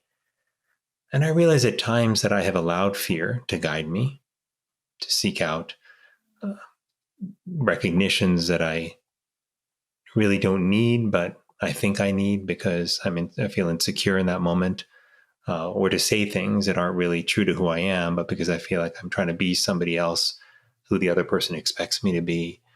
I remember those moments, those fear-driven moments. But I also know now in particular that as a parent of two young children, and recognizing that kids don't listen to what you say, but they listen to what you do, that I feel a greater sense of urgency about living a life that's driven by love. And that, to me, has become the central guiding principle of my life, but also the guiding principle behind the work that I want to do in the world, which is that I want to do everything I can to try to shift that balance away from fear and towards love in the world. I want to do that by showcasing the stories of people who have inspired me by living a life driven by love. I want to try to make sure that in my own life, I'm making choices that are driven by love. And I want to do this in part because as my children grow up, I want them to inhabit a world, and more importantly, a society where people support each other and look out for each other, where people are kind to each other and generous, where they give each other the benefit of the doubt. I want them to inherit a world that's driven by and grounded in love. And when I look at the world around me now, I know we have work to do. I know there's a lot of fear that's gripping the planet, especially in the light of COVID-19 as an epidemic. But even before that, there was a lot of fear. What I've had the privilege of seeing as I traveled around the country as Surgeon General and met people in their homes and talked to them about their stories, but also as a doctor, as I talk to patients so often at their bedside, is I had this privilege of seeing that we still, deep down inside, are beings who gravitate towards love, who gravitate toward human connection. That instinct may be buried under layers of cynicism and worry and cultural norms that tell us that to express love is to be weak. But at our heart, we know that to be human is to love. And that is the fundamental principle that I want to get back to in my life, and that I want to do everything I can to support in the broader world as well. And we're so lucky to have your energy in this world. You mentioned creating this better place for your children. A lot of the book seems to be about trust. There's this thesis in the book. I think it's his actual quote: "When you really want something to happen, the whole universe conspires so that your wish comes true." That quote has been, used and paraphrased in many different other types of books. But how do we decide what to trust these days, Vivek? And how do you learn how to listen to yourself? You mentioned the world today, and I know you've seen a lot of this up close, but it feels as though nothing is that trustworthy. That sounds cynical, but then how do you decide what to listen to, what to believe, what messages to take in, what to fill your brain and your mind with on a daily basis? Well, I think there's a question of how do we decide what information is true in terms of objective information? And then there's I think, sometimes a more difficult question of how do we decide when the feelings that we're having inside that might be motivating us to take a certain action or say a certain thing, how do we decide when those are being driven by love or fear? Because the thing about love and fear is they can both feel very visceral. If you are walking across the street and a car hurtles towards you, you're going to feel in your gut a deep feeling to hopefully run to the side and get out of the way. It's driven by fear, but it's helping your survival, but it's deep and it's visceral. And love can feel the same way. So just because we feel strongly about something doesn't necessarily mean that it's coming from the right place. But I often used to use what I called my turnaround test, and to figure out whether I was ultimately experiencing love or something else. When I would have a conversation with someone, I would sometimes I would have, well, let me say again. When I was having a conversation with someone, and then I would finish the conversation and turn around, I would pay attention to how I felt as I left the conversation. And it was very striking to me that there were times where I would be laughing and seemingly having a good time, but then I would turn away and leave the conversation and I would feel really drained. And I would realize it was because I hadn't been being myself in that conversation. I was either trying to be funnier than I was, or I was laughing at a joke that I didn't find funny just to be agreeable, or I was just not being authentic, in that interaction. But it would show up afterward, not even at the time.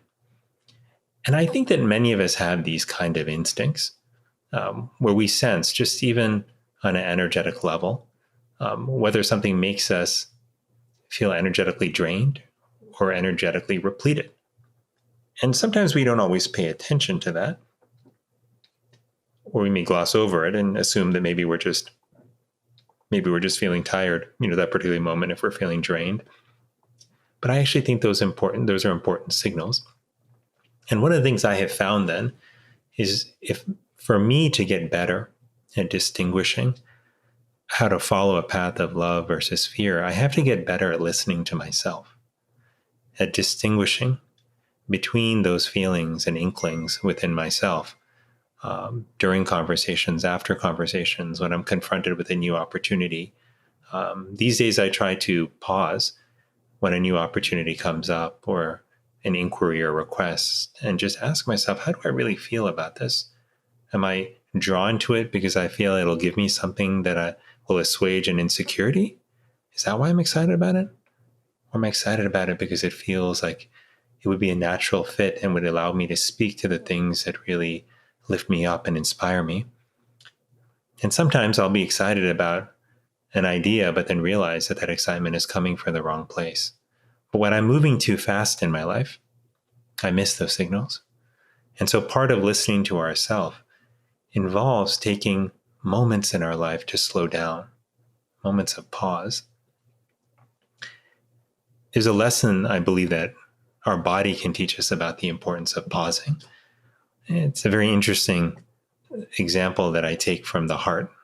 When I was learning physiology in medical school, I learned that, just like everyone else, that when the heart pumps, when it contracts, it squeezes blood out and delivers that vital oxygen-containing blood to organ systems everywhere in the body. It sustains them.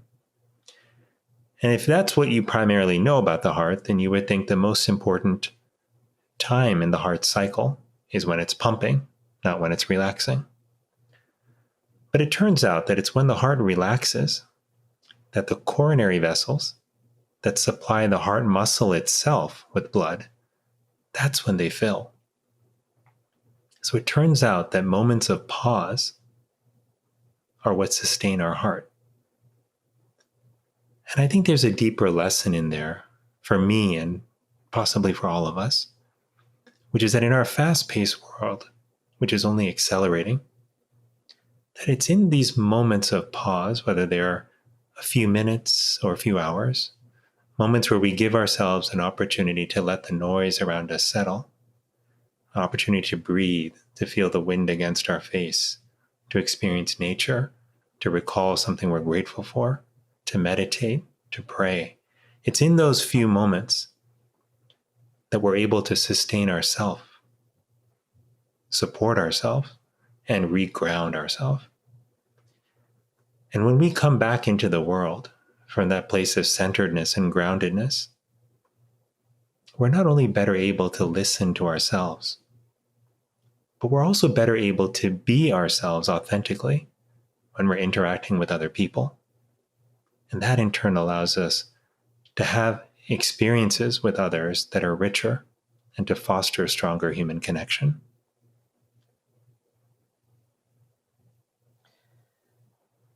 What an incredible story about the heart, and such a perfect metaphor for right now, the grand slowing down that many of us are feeling as we think about how, when we're forced to recenter and reground ourselves, how we move forward.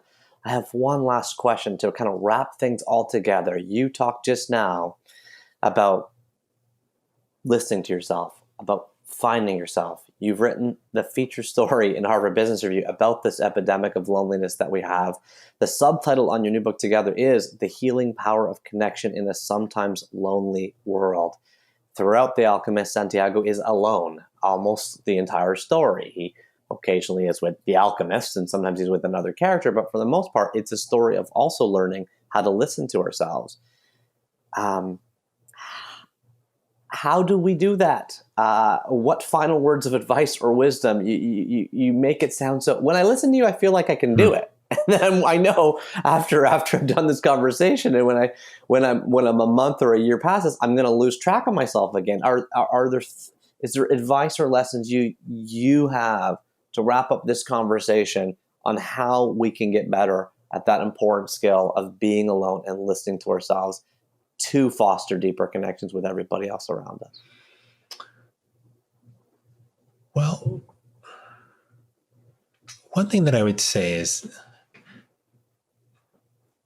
it's important to remember that we're all on this journey together of trying to become better, of trying to experience more love and less fear, of trying to be guided by the best of us and not by the worst parts of us.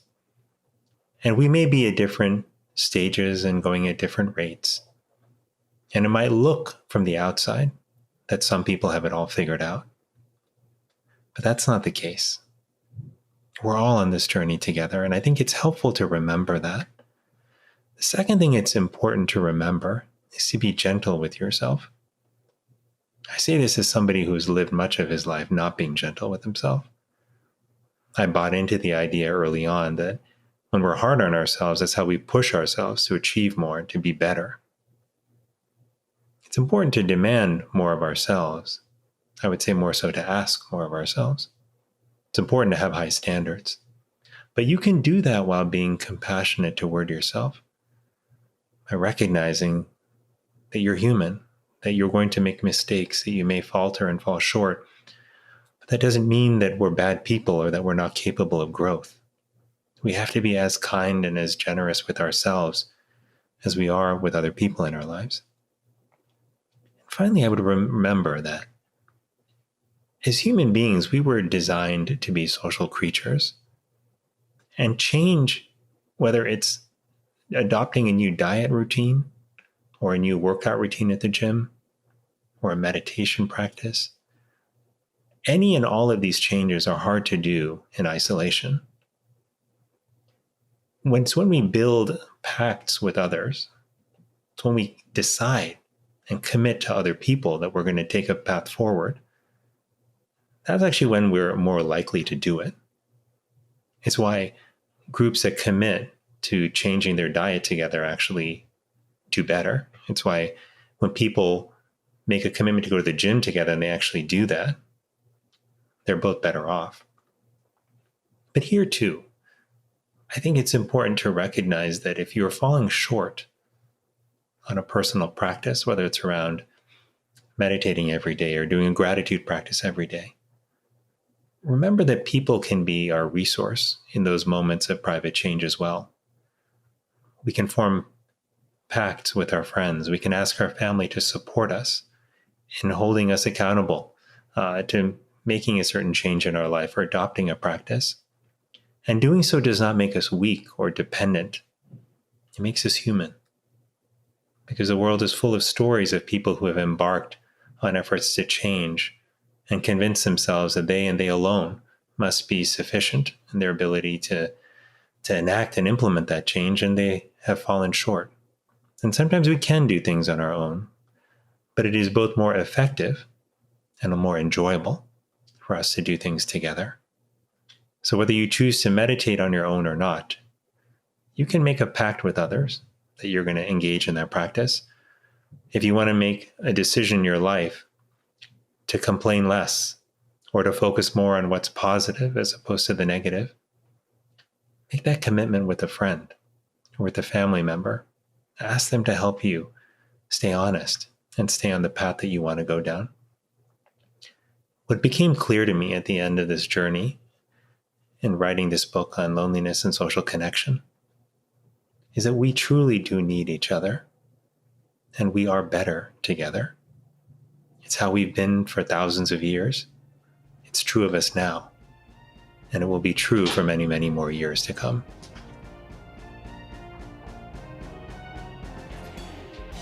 Vivek Murthy, thank you so much for coming on 3 Bucks. Thank you, Neil.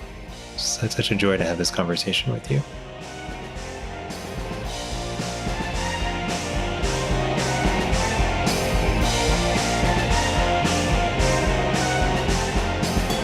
Hey everybody, it is just me, just Neil again, hanging out in my basement with my couch full of wires, less backpacking these days, listening back to the incredible fountain of wisdom, and sage advice that is former Surgeon General Vivek Murthy. I can't recommend grabbing his new book enough, guys. Together. The healing power of human connection in a sometimes lonely world. There is so many quotes that jumped out to me from this chat. I don't know how to summarize them into 3, but I'm going to do my best. How about this one? I want my lived priorities to reflect my stated priorities. A simple and profound mallet to the forehead like that one. How about this one? Living a spiritual life is about living a life that is informed by, guided by, and powered by love. Another simple and powerful one. We need our friends to be mirrors to show us who we really are. I could keep going. There are so many quotes. I've got about 30 written out in front of me, but I will just quote those 3 of them. I know I'll be revisiting and listening to this chat over and over and over again. Even just now, as I'm recording this, I've already listened to it 4 times. I recorded it. I listened to it. I thought about whether we could take much out. I was like, it's maybe too long, but we can't take much out of this because it's all gold. Thank you so much to Vivek Murthy for adding 3 more books to our top 1,000. Yes, if you head on over to 3books.co/the top 1,000, you will find a list of every single book, I was about to say chapter, every single book mentioned so far on our show. Now, if you head on over, you will find number 806, Vivekananda, a Biography by Swami Nikhilananda. Nikhilananda is spelled Nikhilananda. You'll find number 805, Conversations with God by Neil Donald Walsh. That's Walsch, Walsh. And number 804, The Alchemist by Paulo Coelho. That is Coehlo. I think Vivek wins the award for 3 more difficult to spell last names. I love difficult to spell last names, though. I feel solidarity with those people. How do you wrap up a conversation like this? There's wisdom, there is wisdom, and then there is wisdom. And this conversation was a showering of wisdom on me, and I hope on you. Thank you so much again to Dr. Vivek Murthy for coming and joining us on 3 Books. And now, if you're still here, I'd like to welcome you back to the end of the podcast club. Yes, this is one of 3 clubs that we have for 3 Books listeners. This is the end of the podcast club, where I talk directly to you, you talk directly to me, I play your voicemails, I read your letters, we talk about the word of the chapter, we have a lot of fun together at the end of every show. There's also the Cover to Cover Club. That is a collection of special people who are listening to every single chapter of 3 Books. We got 333 chapters spread over 15 years, so we are the special community who's going all in for a decade and a half. And then finally, there is the Paper Cut Club. I don't say much about the Paper Cut Club because it is the secret club of 3 Books. The only way to get an invitation to the Paper Cut Club is by calling our phone number, which is 1-833-READ-A-LOT. So let's start off the end of the podcast club by going to the phones, as we always do. Let's see who's calling this time. Hi, Neil. This is Claire calling from Cleveland, Ohio. I found your podcast through the Stacking Benjamins show, and so I just started listening recently, and I just got through episode 14 where you talked to Rich Gibbons. And the thing that I'm calling about is you mentioned in this episode, Rich is talking about audiobooks, and you mentioned the value of 3 books that real books have pages, which I wanted to take a second to comment on because I am an audiobooks reader because I am visually impaired. And I want to make sure that you know that audiobooks should unequivocally be counted as real books, because if not, then I feel it's quite ableist. And I don't know if this has been corrected. As I said, I'm only on episode 14. I don't know if this has been corrected in future episodes or somebody already left you this comment, but I wanted to make sure that it was said because I think it's really important. Thank you for all that you do. I love the show, and I hope that you continue to do it. I know the times are crazy right now, so stay strong and stay well. Thanks. Thank you so much to Claire from Cleveland for calling 1833 Read a Lot. I always allow alliteration. How lucky is it when someone calls in with the same letter or same sound as the place they're from? Claire, you could have also been from, I guess, Clearview or Clearwater, but we'll go with Cleveland. It seems to fit you. Thanks for calling in. You know what? I did have the value on the 3 books page. As you guys know, 3books.co/values is a list of every single value on the show. And I did have written there, real books have real pages, followed by another value, which is ebooks and audiobooks are beautiful mutants. And I never thought of it as ableist, more like a point of view to communicate that I really valued the real book, but you've made me pause and reflect, and I have now deleted those values.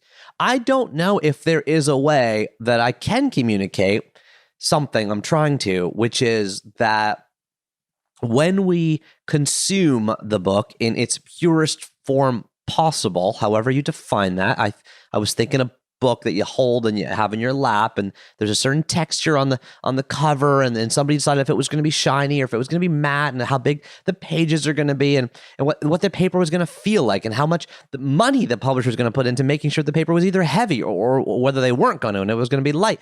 I just like the smell of them.